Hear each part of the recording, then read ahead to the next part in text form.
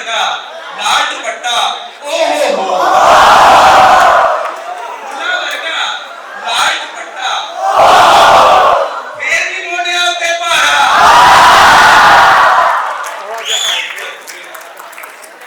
और मस्ती दे विच अख बदामी शाबाशी मस्ती दे विच अख बदामी शाबाशी होंदी जाए आम नजारा